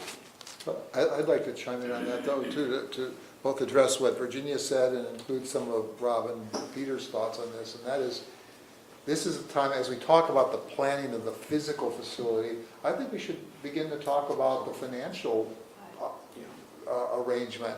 For example, we could look right now for partners, say, at the $1 or $2 million range who are willing, and if nobody's there, and Peter may well be right that nobody would want to do that, at some point we could talk about, a per use or a per day fee, $20,000, $25,000 or something, to use it for a day. I agree with So that we that. could help recoup the cost of it and not put that burden on our taxpayers. I'm not talking about other agencies within the district, by the way, so the police agencies that are within the district. We're all the same taxpayers, and they should be able to benefit from this. But if we're talking about Redwood City or other places, Woodside. they can pay on a per-use basis later, they could pay as a partner now. And we ought to maybe almost put together a prospectus on what we'd be willing to do, or what seems like just as a starting point. And if they don't want to talk about it, they don't. But we ought to have some general idea, and I think maybe we could talk about this at the committee levels, of what might be a reasonable I mean, it needs kind of to approach. be, it needs to be a little bit beyond the committee, since we all represent the taxpayers. But that's the start. So I get you it. just to be clear what we're doing here, because I think you hit it. So we've had a number of internal meetings, we've met with the city. I mean, everything's just in the infancy stage and evolutionary stage.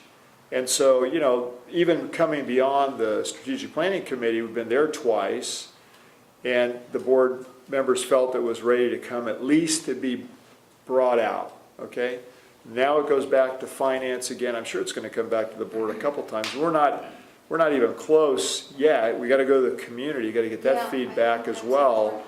But, you know, I'll say something to what you said. You know, remember, for fire service, I think people sometimes don't put the credence on this, is because we're emergency first responders, that's the most important thing we do. But I'll tell you the second most important thing we do is train. And we Oh, I know. train, You as have you to know, practice. that's right, all the time, because readiness is equal to effectiveness. And so to be effective, you have to be ready and prepared for any type of an emergency.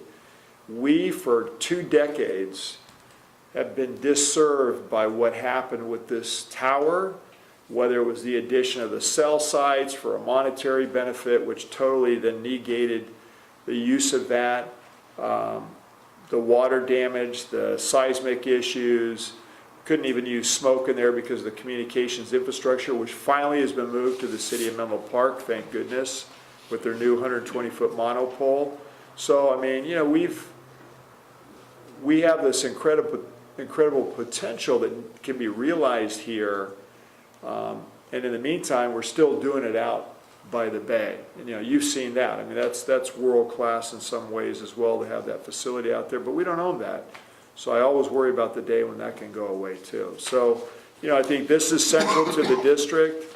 It makes a lot of sense. And in terms of, you know, addressing concerns from the community, whether it be massing, height, size, function, cost, you know, that's the next part of the job that we need to take care of. Well, I think in planning, right, I mean, given the grand jury's report, I mean, you know, we might have different definitions of a strategic plan or whatever, but, you know, what is the macro look? And we have done that, I think, but maybe the community doesn't realize that. Well, you're doing it right now, right? Because part of the evolution of anything is that you run it through a process, and the process right now is to come back to the board to have a public dialogue that they can watch on a video, read in the newspaper, and hear that, you know, we're all being thoughtful about what the next step and process will be. We're nowhere near being finished, and if anything, I thought, you know, all the comments are good, so. Go ahead, Rob. Yeah, to be clear, what I'm concerned about is what Virginia brought up, is cost versus repair of our existing facility and a cost for a new facility. What are those comparisons? Because I'm not part of the strategic planning committee, so those are things that I want to know about. The breakdown with the training tower facility, building that, and the upgrade to Station 1. What's going to be the differences in those costs? If you review the document from the NFPA, it talks about water supply, and pretty much you guys have addressed that it's got a recycle system for water. But I think, you know, being on the federal end in my career, we always got input when we constructed a training facility. Even if we paid for it, we always got the input of not only the other federal agencies that would use it, but the state and local agencies. So at the fire chief level, I mean, you guys have those meetings, but I'm sure within your peer groups, within the different fire departments or fire districts, you talk, and you all know what you want or what you need. And another thing is the breakdown of all the other training facilities that are in San Mateo County that are within a reasonable distance to use. Like when we had, when we purchased a drone vehicle, okay, I didn't have any issue with the cost of that because it was something that we're pioneering with, and it's such a unique type situation where Tom and your group have done an outstanding job, that there was, you know, I just pretty much let it go forward because I knew the importance of that. But I see many training facilities in San Mateo County. I mean, just the one on Coastside. Now, that's a pretty long distance for Menlo Park Fire to train. But, you know, I don't know what Redwood City has, what Woodside has, or these other agencies have. So that would be something else that I want to know. Would just be the breakdown as to what are the other fire training facilities that are within a reasonable travel distance. You know, we don't want them traveling an hour to train. You know. So that would be what I would be looking at Well, basically. to go forward with that. Thanks, We're Chuck. talking about the redundancy, possible redundancy. For the and different training. efficiencies. What would the efficiencies be relative to other training facilities vis-a-vis our area? And then what would be unique to About what we're going to this, build? Right. How is As this Chuck- different? Right, as Chuck brought up, you know, sir, I'm sure Tom, we'd like to get Tom's input from CERT, maybe these law enforcement agencies who use it as a repelling tower. A lot of smoke, I can see it being used as an operational, tactical situation for law enforcement too. So, it's like a natural disaster.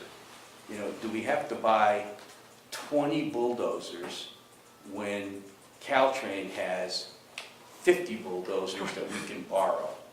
You know, that we shouldn't have to be sole source and buy everything if we can borrow it from another agency. That's the way I think we should keep our costs down. Thank you, Jeff. Would anybody from the public like to speak on this item or ask questions? This is only the first of a few discussions, right? This is not the end many. of the discussion. Yeah, many. Okay. Thank you very much. You're welcome. Thank you. Thank you, Chief. And Mike, happy birthday. Happy See, birthday. there's dedication right there. We didn't get a cake. Pam's got the 26? cake, she got the cake ready for you. A cake? At home. Mike, thank you. You're welcome. Nice job, Mike. Good night. Nice job. You're welcome, Mike, Okay. thank you. Thanks for the discussion, Chuck and Robin. Okay, item number 15, President's Report. I only had one item to report as the President, and that is that I attended a meeting with representatives from Atherton to talk about a meeting. Originally, last couple of years, we've had the meeting in December. They felt it would make more sense, since there was a potential turnover in the board of more than half the board, that to hold the meeting in January when the new board would be reconstituted. And so we selected not a specific date, but January is when that meeting will take place. The chief's already talked about what went on there and what the priorities are, so I'm not going to repeat that. But Did you want to talk about East Palo Alto? Because I didn't purposely put East Palo Alto, and I figured maybe you'd... the meeting itself, well, we were all there. I thought it was a really good meeting. It was wide-ranging.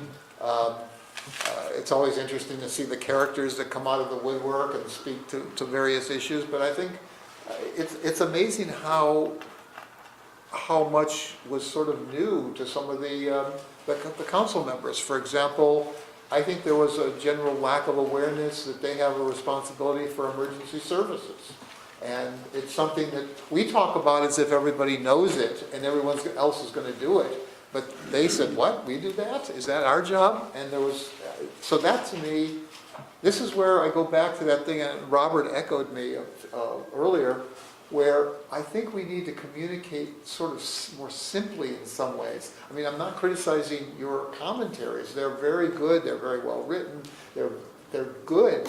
But when we get all done, what are the 3 or 4 things we really want? And we need to keep echoing those. And let me say, I have the same problem. I tend to write much too much, so I understand that.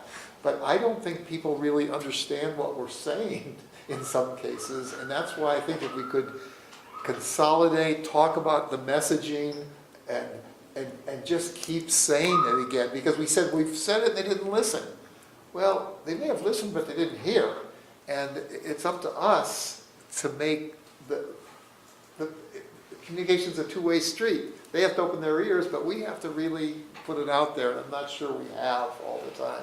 Well, you know, I think on that one, I'll just say it was shocking in some respects from that standpoint, because that is the city manager's responsibility, but equally we've helped them all along the way. And I remember at a time it was a different council, maybe it was 1 or 2, like Ruben, who was still there, but, you know, I think some of the newer council members obviously have not had any education regarding what their responsibilities are, the manager's responsibility is, and what the city's supposed to be doing. So, yeah, that was a surprise. But we'll circle around and try and fix it. Chuck, you know, you can lead a horse to water, you can't make him Yeah. drink. I mean, it is their responsibility to understand the incident command system.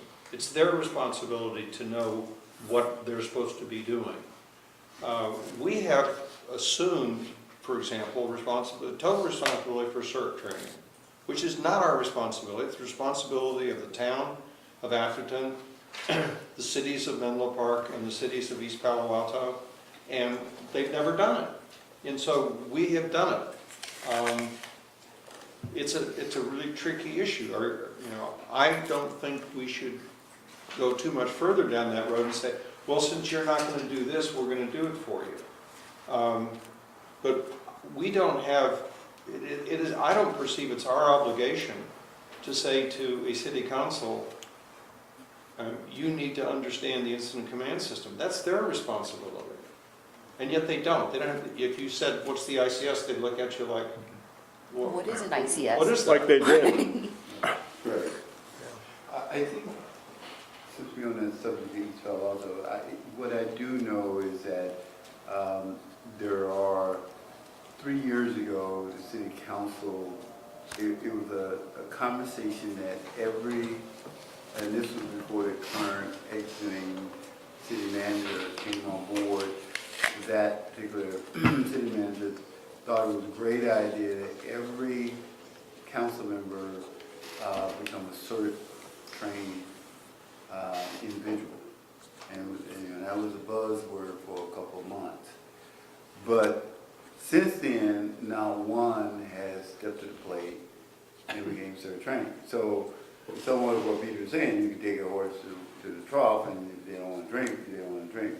However, what I do know is that after the meeting, I've had private conversation with, city council members, almost weekly, some of them. And there is a heightened sense of understanding that it is important that the community be ready when there is a disaster. It is slowly sneaking into them that the first responder is going to be out doing their thing, which may not necessarily be their thing in terms of one thing. I'm talking about being able to respond to things in their community, incidents in their community. So I know there's a heightened awareness by at least 3 people at the community, at the city council member level. So I think somehow figuring out, having these meetings, I think will continue, if we continue these meetings with them, I think we will bring back to them on a regular basis. Because I'm coming from the position that you can tell them once, but you got to tell them again. And then sometimes you got to tell them 3 times, same message, before they begin to become conscious of the responsibilities and what they really need to do. It's not like they don't care, it's just there are other priorities in their life as the city get in the way. I'd like to just echo that too. I think I'm sensing that there is more of an interest right now. We've seen some of these disasters up in the north, county fires and so forth, where these agencies have just not done their job. So whether it's the professional agencies or the city councils or whatever, alarms haven't been sent out, people didn't get warnings. And I think people are suddenly on edge and realizing we need to do a better job, so. Well, that was the I hate to be the cynic, but the half-life of that awareness is usually about 6 months. Unless you're in the business, which we are, as Robert said, if you're running a city that hasn't had an earthquake in 10 years, that's not a very high priority. And we can keep telling them, hey, you need to be better prepared, you need to train in the incident command system, etc. But we can't force them to do it. I think by having these meetings jointly, we've at least making a start.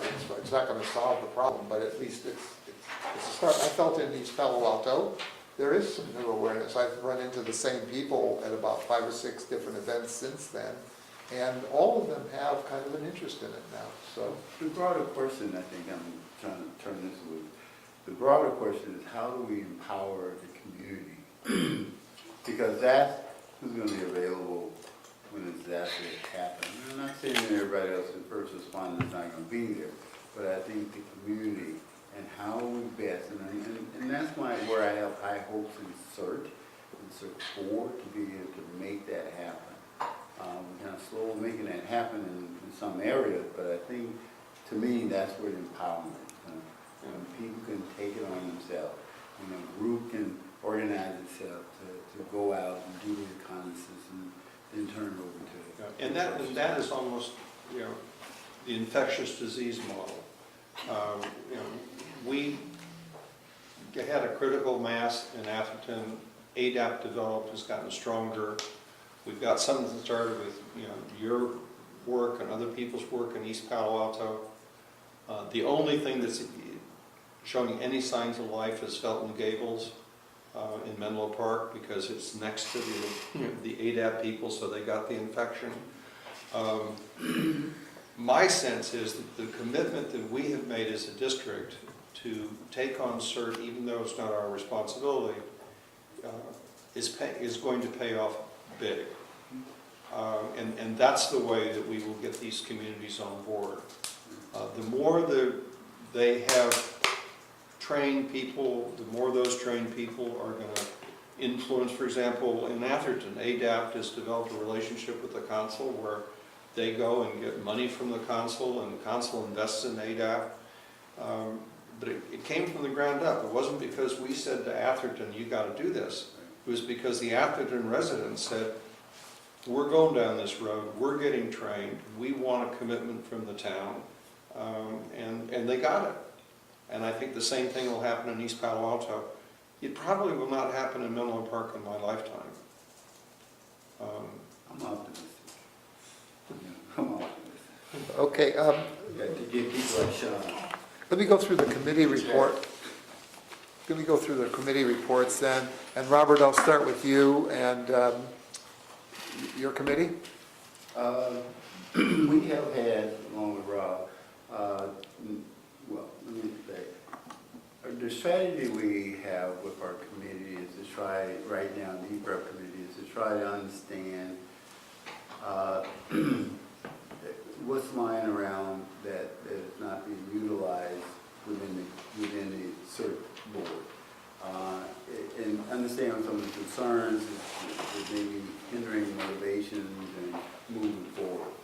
We met with, last month we met with Chief Stevens and Michael Roston to kind of understand their thoughts on CERT and where they see the CERT going in the future. And then I met with the CERT Executive Board last week to try to understand a little bit more about what they are perceiving as being obstacles and help from them moving forward. Because there's a strong sense of it's a negative word, but there's the motivation and enthusiasm, it seems like faded from that particular group for various reasons. And so the goal was to try to understand it and to try to figure out what the next step would be. Our next step is, as we talked about, and Ralph kind of expounded upon this a little bit too, is that now that we got this information from the vision of where our search should be, or thinking about it going based upon what Chief Stephen Michael has put together, and what is some concerns that the search board has in terms of moving forward. Even though you can bring in a new structure, you can bring in a new system, but if the underlying concerns have not been addressed from that particular body, the new structure is not going to work. And so the next step for us is to meet then with Chief Stephen, with Michael, and hopefully we can bring search representative into this meeting too, and have a real frank discussion in terms of, now that we got this information, how can we build this particular search board and make it more incentivized in terms of building up the spirit again to move forward and working within the community.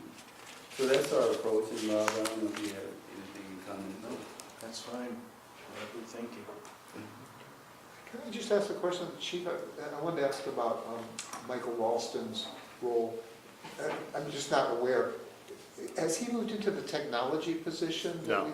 Oh, So we're about ready to fly that position, and then once that happens, Mike, I know, is interested in that, he'll test for that, but there's no, guarantee, he just gets the position. He'll compete along with everybody else. okay, so he's doing the same job that he has. Correct, yeah, in fact, we tried to limit, because it was, we're starting to get too far in there, and so, I know Jim has tried to refocus him on some of his primary tasks. I mean, like anything else, and we have so much going on, I mean, Mike steps up, so you gotta be careful that doesn't dilute from other things that he was primarily being asked to do, which was on us. We were doing that to him.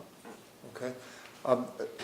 Virginia, can you tell us about human resources? We haven't had a meeting, since the policies have been updated. Okay. Peter, you want to talk about finance? Well, we reported out everything that we've done, so there's no more for me to add. Okay, and I'll say the same thing about the strategic planning committee. Everything that we focused on has been discussed here. So now I'll come back to director's reports, and I'll start at your end there. Peter, any reports personally? No. I just would note with a certain sense of humor that I noted that Atherton didn't want to have the meeting while I was still on the board, but that's understandable.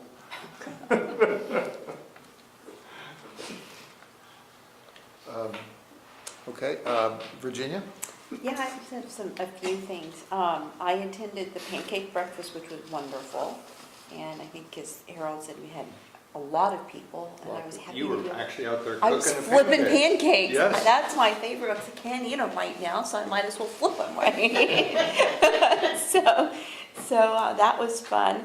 As everyone has mentioned, there was the East Palo Alto joint meeting, which I thought was good, and I'm glad that we had it. So thanks for getting that set up, Harold. And the Silicon Valley Red Cross event. Congratulations again, Thank Harold. you. and Thank you very you. much. Well, thank you. Maybe if it was a rainbow. There was a Never had that beautiful night. before. And I'm sorry Something we good missed must you, be Peter, going but I on, think right? Peter was traveling, right, so we missed. It was a sign of something. That was the Red Cross, the Oh, yes, honoring I was- Harold. yeah, So I was out of everyone town. here was able to make it, so thank you for Well, thank you for being inviting here. us. Thank you for I hope inviting that us. y'all had fun. And I thought it was a nice event honoring a great guy. Appreciate that. Then we had, one last thing is the Safe Task Force Committee meeting, which is the task force that's dealing with the Alameda. And I think there's a plan that's kind of going to be adopted soon, I think. I don't know, it still needs to come before the task force for a discussion, but there are a couple of people on there who are putting it together based on all the input, based on the questionnaire. Oh, the task force got $250,000 from the County Board of Supervisors yeah. to move forward, so that's exciting news. I'll keep y'all posted. They're taking our needs into consideration, I hope. John Johnston's been there, and Tom Calvert, whenever he's available, will be at that meeting, the task force meeting. Oh, Yeah. So if there's anything that y'all are concerned about, let me know once that report comes out or the draft of it. But that's all I've got. Rob, I neglected to ask you about the liaison group, so if you could do both the liaison and your Oh. personal stuff. Well, Robert took care of the. But I'm talking about the San Francisco and some of the, or the county EMS, or the ones that you're on. Basically, I saw Warren Slocum at, well, let me go through my list. It's been a busy few weeks. On September 18th, I attended that Seamless Bay Area meeting involving transportation issues within not only Menlo Park, but our community. And I kind of walked away with, needs to be a lot of work to be done. And it looks like they're trying to go in the right direction. And Josh Becker had it. And he announced his candidacy for a state senator. So I don't know if that was part of it or and then September 25th through the 28th, I attended the California Special Districts Association, their meeting. Since I'm one of the executive board members for our region. And October 2nd, I went to the Menlo Park candidate forum and met all the candidates, and all well qualified. We'll see what happens in the election. And October 3rd, thanks to Virginia. Thank you again for the invitation for the Red Cross reception. And Chief, congratulations. You are a hero to us. And finally recognized as a hero by the Red Cross too. Lifetime Achievement Award, can't get any better than that one, right? That's right. And October 6th, the pancake breakfast. And gosh, I went to the going away party for Carlos Martinez on the 9th. And October 11th, I went to the State of the City for Menlo Park and heard Peter Otake speak.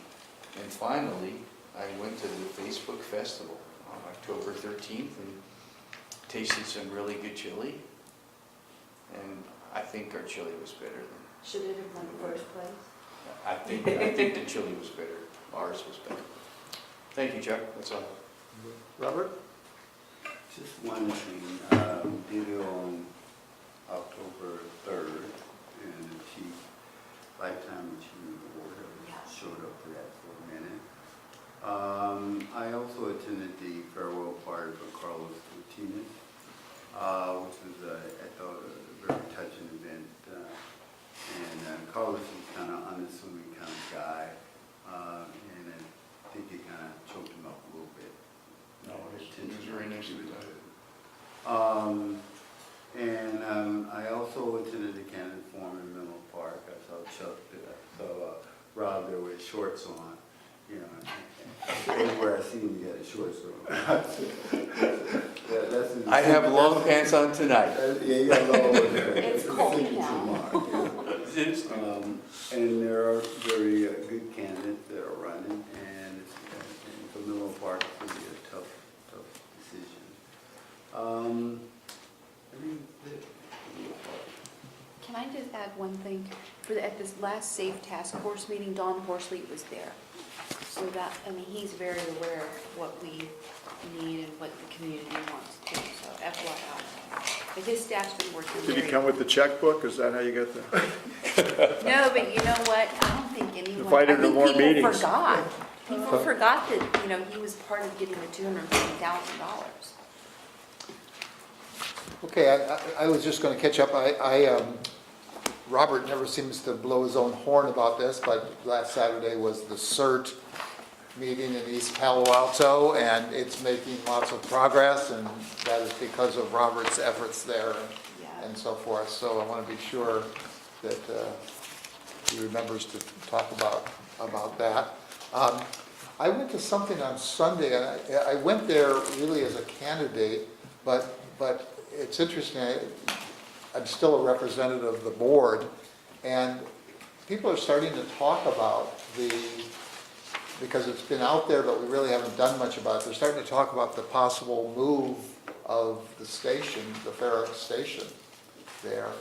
And I think we should be considering, I don't know when we talk about this, Chief, but I think we should be talking about holding like a town meeting or something at the fire station there and talking about where things are, what the issues are, what would need to be done, and just reaching out so we don't have what happened at Station 77 occur. And it's an interesting crowd. They're very motivated by their community. They've got their own beautification group that it's a 501c3. They've bought 2 properties that are essentially parks in their community that they bought themselves and they maintain them. So it's a very involved community. Bellhaven's getting that way, but this is Bellhaven's still part of Menlo Park, whereas this is in the county and very, very well organized. And I think it's important that we not raise some opposition. So that, I'm just making you aware of that.